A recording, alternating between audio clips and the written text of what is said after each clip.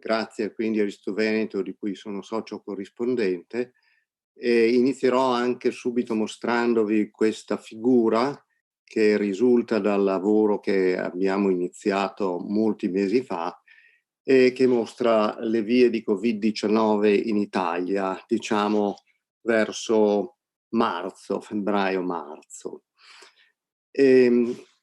La mia presentazione si svolgerà secondo questi temi. Prima di tutto parlerò del contesto epidemiologico ed anche ecologico, e ci tengo alla parola ecologico come professore di ecologia.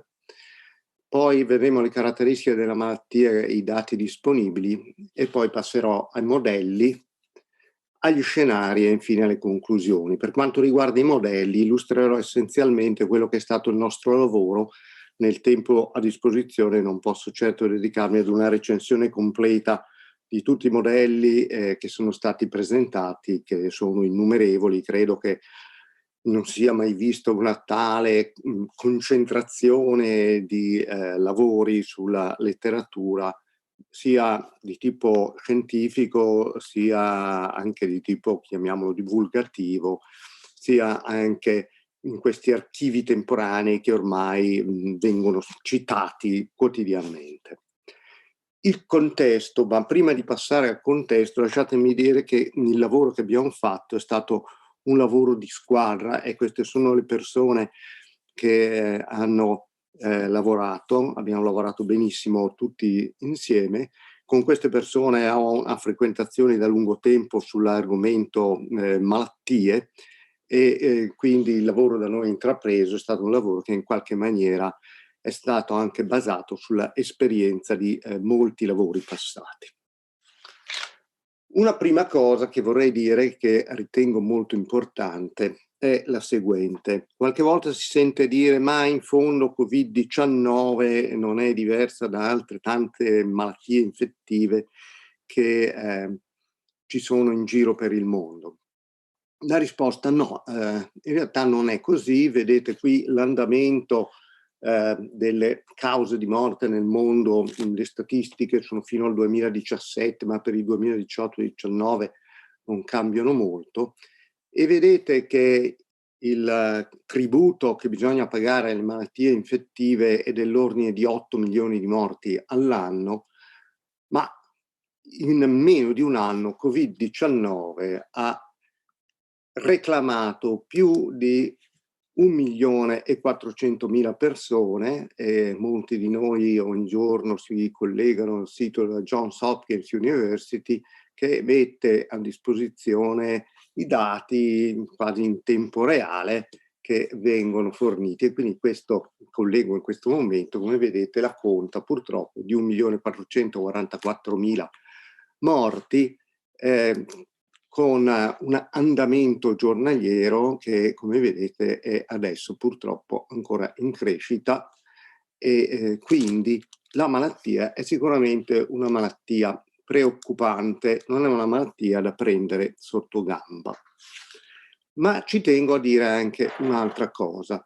Spesso noi ecologi e magari anche i climatologi veniamo considerati delle Cassandre, e purtroppo devo dire che sono delle Cassandre che spesso ci azzeccano abbastanza, perché è da tempo che gli ecologi e gli epidemiologi mettono in evidenza che pandemie di questa portata erano purtroppo da aspettarsi e fanno parte del problema generale del cambiamento globale, il cambiamento dell'habitat, il consumo dell'uso del suolo, la globalizzazione dei commerci, delle comunicazioni, e anche il problema del cambiamento climatico. Sono tutte cose che incidono sull'ecologia dei patogeni, perché abbiamo vettori di malattie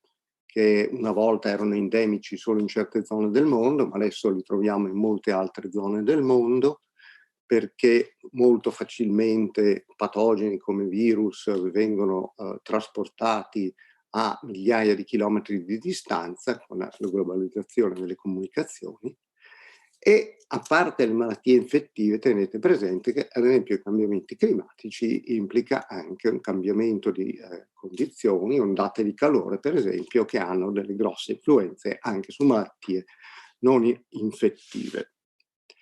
Mi piace spesso far vedere, questo slide lo faccio vedere anche ai miei studenti da molto tempo, che il problema delle malattie emergenti e riemergenti è un problema che è ben noto da molti anni. Vedete questa figura che viene spesso mostrata da Anthony Fauci, che tutti noi conosciamo, essendo il consigliere del Presidente degli Stati Uniti per quanto riguarda il Covid, perché qui mostra, siamo al 2004, in rosso quelle malattie emergenti e riemergenti che sono delle zoonosi, ovvero che sono delle malattie i cui patogeni vengono trasmessi all'uomo da animali non umani. E queste sono di vario tipo. Questa figura fa vedere le malattie principali, malattie purtroppo che ci sono ben note: Ebola, la SARS, altre forse meno note, virus del Nilo occidentale, oppure Nipah e Hendra. Più recentemente, ad esempio, lì vedete una statistica che risale al 2014, nel 2013 si può dire che il 65% delle malattie, il 56% delle epidemie, naturalmente quelle infettive, sono delle zoonosi. E quindi questo è un problema di cui bisogna tenere presente. Lo sfruttamento dell'ambiente da parte dell'uomo dà anche dei problemi di salute pubblica, e quindi non si può pensare di risolvere i problemi di salute pubblica senza pensare anche alla salute dell'ambiente. Sono delle cose strettamente collegate tra di loro. Quali sono le caratteristiche di Covid-19? Beh, anch'esso è quasi sicuramente una zoonosi. Probabilmente sono coinvolte diverse specie di pipistrelli, si è sentito parlare anche di pangolini, e in effetti ci sono degli studi scientifici che per esempio collegano il pangolino malese alla Covid-19. Il patogeno è un virus ad RNA, come ormai tutti sanno, della famiglia dei coronavirus, si chiama SARS-CoV-2, proprio 2 perché naturalmente SARS-CoV-1 è stato il coronavirus della SARS. L'infezione, ho detto, avviene sostanzialmente per via respiratoria, e vi faccio vedere perché ho trovato questa cosa più interessante. Ci sono tante di queste fotografie che sono girate, ma questo è uno studio che è stato fatto insieme all'orchestra della radio bavarese. Io sono un appassionato, insieme a mia moglie, di musica classica, e qui vedete queste fotografie, naturalmente scattate con mezzi speciali, che fanno vedere qual è l'emissione delle goccioline degli aerosol quando si parla normalmente, oppure addirittura in questo caso quando si canta o si utilizza uno strumento a fiato. Questo per dire che la via respiratoria è la via essenziale attraverso cui avviene l'infezione. Naturalmente poi bisogna però stare attenti anche ad altre cose, i cosiddetti fomiti, cioè oggetti che possono essere contaminati, possono essere dei veicoli di infezione. Il patogeno è presente anche nelle feci, in altri fluidi, eccetera. È più difficile tuttavia che ci si possa contaminare in questa maniera, ma naturalmente bisogna comunque prendere delle precauzioni. Ecco, una cosa molto importante da dire: tutti sanno ormai che cos'è il famoso R con 0, il numero di infezioni secondarie trasmesse da un'infezione primaria in media, ma una cosa molto importante in realtà per stabilire quanto velocemente si propaga una malattia è il cosiddetto tempo medio di generazione, cioè qual è la distanza in tempo mediamente tra un'infezione primaria e le infezioni secondarie che vengono da essa provocate. Ed è di circa 6 giorni, quindi un tempo relativamente breve. Questo spiega anche la velocità di diffusione della malattia. Un'altra cosa, anche questo molto risaputo, è che la frazione di asintomatici è molto elevata, diciamo più del 50%, dipende da paese a paese. Anche qui tutti sanno che più facilmente si è asintomatici alla mia età, ormai oltre i 70 anni, e invece ci sono meno sintomatici in età più giovani, quindi a seconda del paese in cui Covid-19 si manifesti, e quindi a seconda che sia un paese con molti giovani, con molti anziani, questa frazione può essere più o meno elevata. Tuttavia è elevata anche nel nostro paese. Una cosa estremamente importante è quella che vi sto per dire. Il momento di massima infettività avviene prima dell'eventuale sviluppo di sintomi. Cioè, ci sono persone che svilupperanno sintomi più o meno gravi, ci sono altre che non svilupperanno sintomi, però il momento di massima infettività avviene, come vedete quella freccia che indica quella curva, la linea verticale indica il momento in cui insorgono i sintomi. Vedete che il momento di massima infettività è un po' prima di quando eventualmente sorgono i sintomi. Questa è una cosa da capire, è estremamente importante, perché ci dice che le persone più infettive sono quelle, non solo sono gli sono asintomatici, ma presintomatici. La mortalità media, che vuol dire che naturalmente gli anziani hanno purtroppo una mortalità maggiore, però la mortalità media, abbiamo capito, ormai è l'ordine dell'1-2%, e va naturalmente calcolata sui contagiati effettivi, che non sono quelli purtroppo che troviamo, non troviamo tutti, ne troviamo molti meno, ma se facciamo una stima di contagiati effettivi possiamo dire che la mortalità media è dell'ordine dell'1-2%. Ora, perché questa è una pandemia perfetta, per così dire, dal punto di vista epidemiologico? Proprio per queste due caratteristiche: frazione di asintomatici molto elevata e una mortalità che non è così bassa da non farci paura, ok?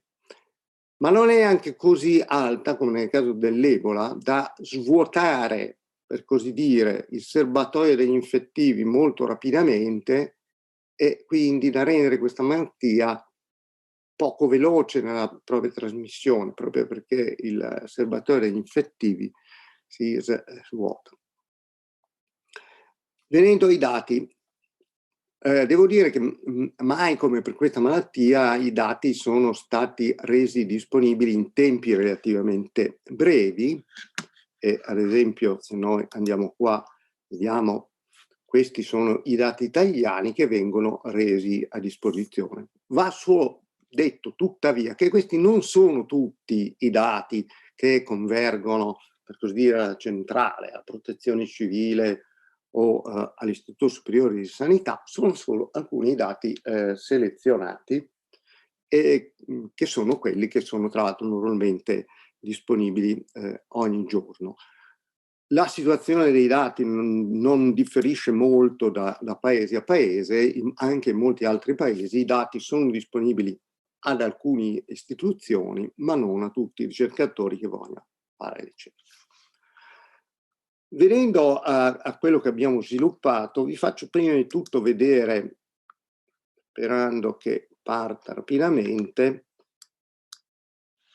l'andamento della malattia a livello mondiale. Vedete che parte dalla Cina, adesso è arrivato in Francia e in Germania, poi è arrivato anche in Italia, vedremo i dati fino alla fine di aprile, ma si vede chiaramente che c'è una firma spaziale, per così dire, con la malattia che viene portata magari anche molto lontano a causa proprio dei collegamenti internazionali, essenzialmente magari per via attraverso gli aerei, e però poi la diffusione avviene all'interno di ogni paese o all'interno di ogni continente, sostanzialmente partendo da alcuni centri e diffondendosi poi, per così dire, a macchia d'olio.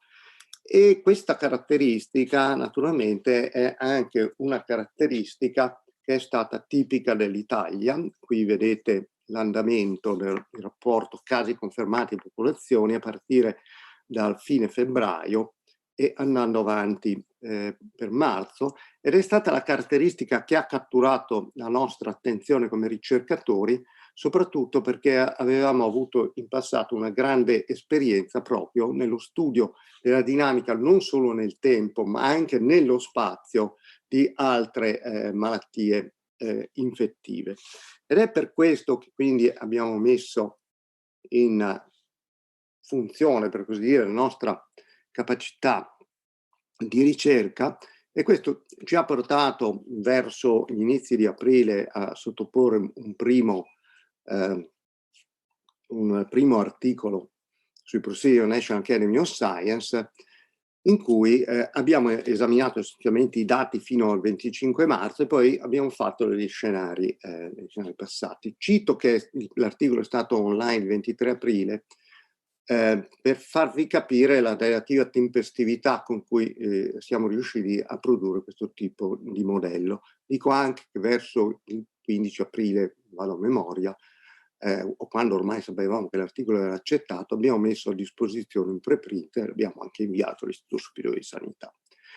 Un successivo articolo è uscito poi invece verso fine agosto e in qualche maniera va avanti, e soprattutto questo articolo, che è stato sottoposto ai primi di maggio, aveva l'intenzione di esaminare che cosa sarebbe successo dopo la fine del lockdown. Come è strutturato il modello, non entro nei dettagli, non voglio turbare più che tanto la vostra attenzione, anche perché non devo consumare troppo tempo nella mia esposizione, ma essenzialmente è incentrato in queste categorie che voi ormai conoscete. Ci sono i suscettibili, coloro che sono infettabili, poi ci si può infettare, ma inizialmente non si è infettivi, sono i cosiddetti esposti. Poi ci sono quella categoria di cui abbiamo parlato prima, presintomatici, che sono estremamente infettivi, di cui alcuni poi rimarranno comunque asintomatici o poco sintomatici, perché sia ben chiaro che c'è tutta una gradazione di sintomi, ma sono infettivi, e poi sintomatici, quelli che sviluppano i sintomi, i quali sono infettivi e sperabilmente sintomatici, però verranno sottratti dalla capacità di infettare perché ospitalizzati o messi in quarantena. E poi purtroppo da questi alcuni sono deceduti. Per queste categorie non sempre abbiamo tutti i dati epidemiologici, perché per esempio non conosciamo estremamente bene quanto siano gli esposti, anzi quasi proprio per nulla. Non sappiamo neanche molto quanti sono gli infettivi, i presintomatici molto infettivi o gli asintomatici. Più facile che noi abbiamo dei dati sui sintomatici, sugli ospedalizzati, sui deceduti. E poi questi dati epidemiologici, sia ben chiaro, non sono alla grana spaziale che a noi interessava. Noi volevamo andare a grana provinciale e non tutti i dati sono disponibili a scala provinciale. Questi compartimenti ci danno la possibilità di fare dei modelli locali a livello provinciale o regionale, e naturalmente le varie province e regioni sono collegate a dei dati di mobilità sia all'interno della provincia o della regione sia tra le regioni. Quindi in questo modello si nutre di dati epidemiologici, di dati di mobilità, i quali nel nostro caso sono stati riaggiornati attraverso l'utilizzo di telefonia cellulare che ci veniva fornita all'inizio dalla Fondazione ISI di Torino. Il modello naturalmente è stato calibrato, come si dice, cioè ci sono dei parametri che vanno aggiustati perché per quanto si sappiano alcune caratteristiche della malattia che sono comuni in tutti i paesi, tuttavia l'Italia ha le sue peculiarità, le sue caratteristiche, e abbiamo scelto di utilizzare come dati su cui calibrare il modello le ospedalizzazioni e le morti, perché sono dati più certi, mentre invece quelle per esempio degli individui contagiati e positivi sono dati meno certi. E questo ci permette quindi di fare anche delle simulazioni come quelle che vedete qua, con un modello calibrato, in cui sulla destra vedete i dati proiettati a livello provinciale in mezzo vedete l'andamento del nostro dato, sempre del nostro modello a livello provinciale, e sulla sinistra vedete una proiezione da noi fatta, però un po' fantasmagorica, se volete, a scala municipale. Veniamo dopo i modelli quelli che io chiamo gli scenari. A volte mi viene chiesto, quando magari mi intervista qualcuno, di fare delle previsioni. Io dico no, noi non possiamo fare delle previsioni, possiamo fare degli scenari. Che cosa sarebbe successo o che cosa succederà se verranno utilizzate certe politiche o certe altre, se il comportamento delle persone sarà di un certo tipo o di un certo altro. Abbiamo potuto però fare una prima fase degli scenari che andavano a vedere che cosa sarebbe successo se l'Italia non avesse implementato alcune misure di contenimento. Quindi voi vedete qui lo scenario più brutto, nessuna misura restrittiva e anche nessuna adattamento della popolazione, differenziazione del comportamento delle persone. Poi uno scenario, se fossero state prese solo le misure di febbraio in cui alcune regioni venivano bloccate, messe in lockdown, altre no, ma il risultato è che se non si fosse fatto nulla ci sarebbero state 180.000 ospedalizzazioni in più in media, mentre invece queste ospedalizzazioni sono state contenute all'interno di una 40.000 e sapete che comunque il nostro Servizio Sanitario Nazionale ha sofferto grandemente e sappiamo anche che molte persone purtroppo non hanno potuto ricevere un'assistenza adeguata. Un altro dato incerto erano quanti erano i contagiati e quanti ne sono stati evitati i contagi. E con il vantaggio di un modello è proprio quello di poter stimare anche delle quantità che non vengono misurate direttamente. Il nostro conto è che i contagiati a fine marzo fossero circa 10 volte di più di quelli che venivano effettivamente contati, cioè circa 700.000. Cifre ben lontane da quelle che venivano sparate, scusate tanto, da altri studi anche portati avanti da istituzioni prestigiose che dicevano che in Italia magari c'erano 6 milioni di contagiati. Non era così, anche perché allora la mortalità sarebbe quindi stata veramente piccola, mentre invece abbiamo visto che la mortalità è elevata. Ci sarebbero stati 6 milioni di contagiati, con noi probabilità all'incirca, se non fosse stata presa alcuna misura. Abbiamo poi detto, va bene, adesso vediamo che cosa bisogna fare per il futuro. Questi sono alcuni giornali, alcune testate verso, per l'appunto, direi, vediamo, 24 ore sarà stato, ecco, fine marzo, cioè che cosa succederà all'economia, eccetera. Quindi abbiamo voluto vedere poi che cosa sarebbe successo, soprattutto dopo la fine del lockdown. Tenendo conto che le politiche di contenimento possono essere naturalmente diverse, prima di tutto ci possono essere strumenti di protezione individuale, mascherine di vario tipo, barriere, vi faccio vedere uno dei tanti, ma ne avrete già visti molti, video che ci sono a questo proposito e che ancora una volta si riferisce all'orchestra della Radio di Amburgo. Vediamo se riesco a farlo partire. Sicher singen geht, sagen die Forscher. 2,5 Meter Abstand zum Nachbarn nach vorne und 1,5 Meter zur Seite. Am besten mit Plexiglasscheibe dazwischen und ständig lüften. Masken sorgen zusätzlich für Sicherheit.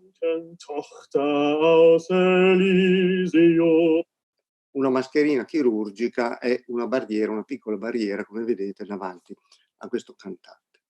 Questi sono naturalmente dei mezzi di strumenti di protezione individuale che possiamo utilizzare e che devo dire sono molto efficaci. Poi c'è il cosiddetto distanziamento sociale, ma io direi anche fisico, stare a distanza l'uno dall'altro. Quando si parla di 1 metro, vorrei ribadire, spesso non si dice 1 metro se entrambe le persone portano la mascherina. E poi naturalmente c'è un blocco della mobilità su piccola e grande scala, l'individuazione, l'isolamento o il ricovero dei contagiati. Queste hanno costi diversi. Lasciatemi dire, strumenti di protezione individuale come le mascherine costano poco. Purtroppo non c'erano neanche all'inizio, una cosa incredibile. Il blocco della mobilità ha naturalmente dei costi notevoli. L'individuazione, l'isolamento, il ricovero dei contagiati, a seconda dei casi, ha dei costi più o meno gravi. E naturalmente il loro utilizzo combinato.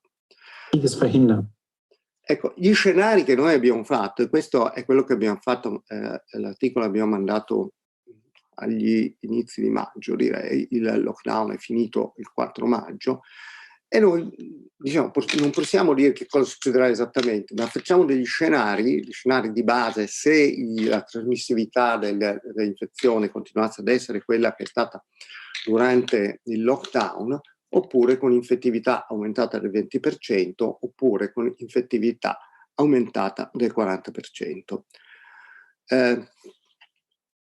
Quello che è successo, che poi questo articolo ha preso un po' di tempo per andare in review, e i revisori ci hanno chiesto poi, ma per piacere aggiornate le cose. Abbiamo fatto un'analisi ex post portando avanti le cose fino al 15 giugno.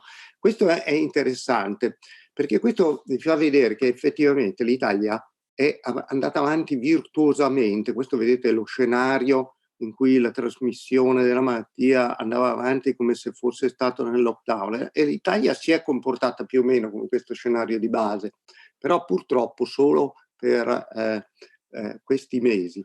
Non la Lombardia, vedete che la curva nera è un pochino al di sopra della curva blu, dello scenario blu.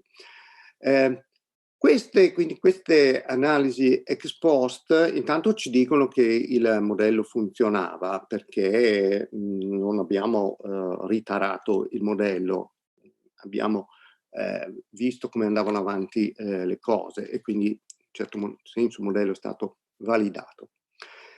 Ma poi vi faccio vedere, e praticamente chiudo, anche uno dei recensori dice: ma non potrebbero essere gli scenari post 15 giugno? E che cosa potrebbe succedere se si perdesse l'immunità?